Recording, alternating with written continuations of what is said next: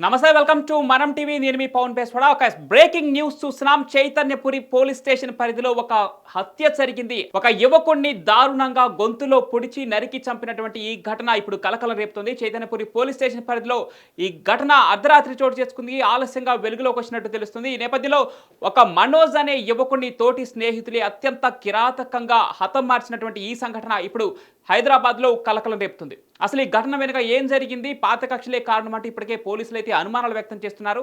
సంజయ్ అనే యువకుడు మనోజ్ అనే తన తోటి స్నేహితుని పాత కక్షల నేపథ్యంలో గొంతులో పొడిచి మరొక ఇద్దరు స్నేహితుల సహాయంతో వారందరూ కలిసి మనోజ్ అనే యువకుని హతమార్చినట్లు ఇప్పటికే పోలీసులు అయితే వెల్లడించారు. చైతన్యపురి పరిధిలో అర్ధరాత్రి టిఫిన్ కోసం బయటికి వెళ్తున్నటువంటి మనోజ్ని, స్కూటీపై వెళ్తున్నటువంటి మనోజ్ని, అదేవిధంగా మనోజ్తో పాటు వంశీ అనే మరొక వ్యక్తి కూడా, అంటే వాళ్ళ ఫ్రెండ్ అయినటువంటి వంశీ అనే మరొక యువకుడు కూడా ఉండడం జరిగింది. అయితే వారు వెళ్తున్నప్పుడు సంజయ్ మరొక ఇద్దరితో కలిసి వెంబడించి అక్కడే ఆపి నడి రోడ్డుపై గొంతులో పొడిచి, మనోజ్ గొంతులో పొడిచి హత్య చేసినట్లు ఇప్పటికే పోలీసులు అయితే వెల్లడించారు. ఎందుకంటే మనోజ్ మృతి చెందినటువంటి పరిసర ప్రాంతాలను గమనించారు. అదేవిధంగా టీవీ ఫుటేజ్ ఆధారంగా, అదేవిధంగా మనోజ్ పక్కనే ఉన్నటువంటి వంశీకి కూడా గాయాలైనట్లు తెలుస్తుంది. మనోజ్ను హత్య చేసేటువంటి సమయంలో, ఆ గొంతులో పొడిచి నరికి చంపేటువంటి సమయంలో అడ్డొచ్చినటువంటి వంశీ ఎడమ చేతి కూడా గాయమైనట్లు ఇప్పటికే పోలీసులు అయితే వెల్లడించారు. వంశీ కూడా మరొక పక్క ఆసుపత్రిలో చికిత్స తీసుకుంటున్నాడు. ఇక చనిపోయినటువంటి మనోజ్ తల్లిదండ్రులకి వంశీ అయితే సమాచారం అందించడం జరిగింది. ఇప్పటికే మనోజ్ తల్లిదండ్రులు అయితే ఆ రోడ్డు పైనే ఆ మృతదేహాన్ని చూసి కన్నీటి పర్యంతమైనటువంటి విజువల్స్ అయితే మనం క్లియర్గా చూడవచ్చు. ఇక దాంతో పాటు మనోజ్ను హత్య చేసినటువంటి సంజయ్, మరొక ఇద్దరు యువకులు ఇప్పటికైతే పరారీలో ఉన్నట్లు తెలుస్తుంది. అయితే ఇప్పటికే పోలీసులు కూడా సంజయ్ అనేటువంటి యువకుని, మరో ఇద్దరు యువకుని ఇప్పటికే పోలీసులు అదుపులోకి తీసుకున్నట్టు తెలుస్తుంది. అసలు దీని వెనక ఏంటి కారణం అనేది పోలీసులు వెలికి తీసే ప్రయత్నం చేస్తున్నారు. గతంలో కూడా వీరి మధ్య, అంటే వీరు చిన్నప్పటి నుంచి స్నేహితులుగా ఉన్న నేపథ్యంలో మనోజ్కి సంజయ్కి మధ్య గతం నుంచే వివాదాలు రాజుకొని ఇప్పుడు అవి చిలికి గాలివానగా హత్య వరకు దారితీసేనట్లుగా పోలీసులు అయితే అనుమానం వ్యక్తం చేస్తున్నారు.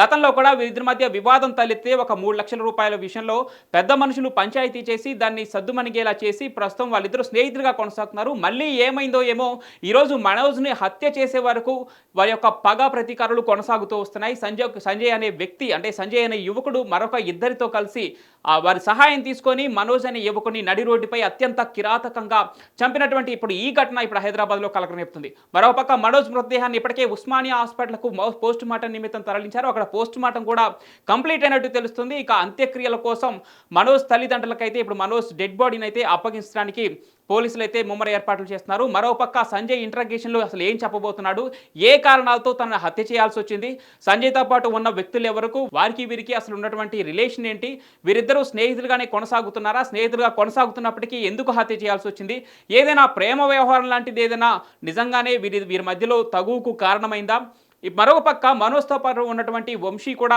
కొన్ని ఆధారాలు చెప్పాల్సినటువంటి అవసరం ఉంది. ఎందుకంటే ప్రత్యక్ష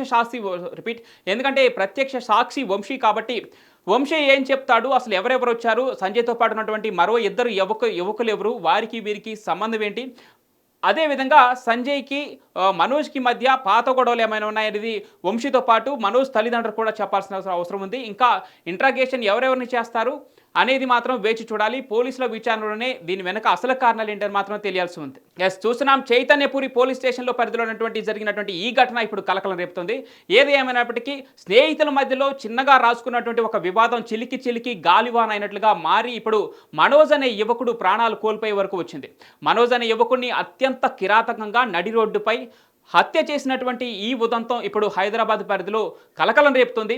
సంజయ్ అనే యువకుడు మరో ఇద్దరు యువకులతో కలిసి అత్యంత కిరాతకంగా, పాశవికంగా, అంటే వారు ఏ సినిమా చూసి ఇన్ఫ్లుయెన్స్ అయ్యారో ఇప్పుడు మనం చూస్తున్నాం కదా, చాలాటువంటి మూవీస్లో కూడా కొంత వైలెన్స్ పరంగా వస్తున్నటువంటి మూవీస్ చూసి ఇన్స్పైర్ అయ్యారేమో, అత్యంత కిరాతకంగా సినిమా స్టైల్లో హత్య చేసినటువంటి ఇప్పుడు ఈ ఘటన ప్రస్తుతం కలకలం రేపుతా ఉంది.